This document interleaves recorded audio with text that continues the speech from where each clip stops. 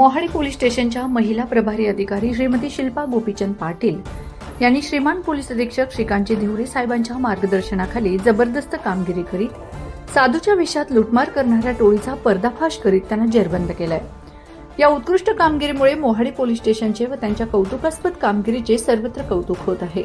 त्याचे झाले असे, ऐका तर मग सविस्तर घटनाक्रम।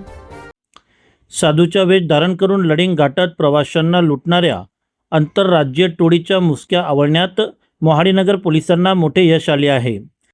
दिनांक 21 ऑगस्ट रोजी मालेगावकडून धुळ्याकडे येणाऱ्या क्रुझर गाडीतील प्रवाशांना या टोळीने साधूच्या वेशात चाकूचा धाक दाखवून लुटले होते।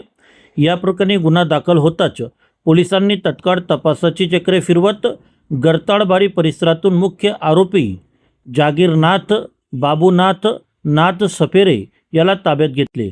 त्याच्या चौकशीतून मिळालेल्या माहितीनुसार पोलिसांनी गोविंदनाथ सौदागर, विक्की आणि क्रांता या त्यांच्या 4 साथीदारांनाही अटक केली असून हे सर्व आरोपी हरिद्वार उत्तराखंड येथील रहिवासी असल्याचे समोर आले आहे। पोलिसांनी आरोपींकडून चोरीला गेलेले सुमारे 1,05,000 रुपये किमतीचे सोन्याचे दागिने जप्त केले आहेत।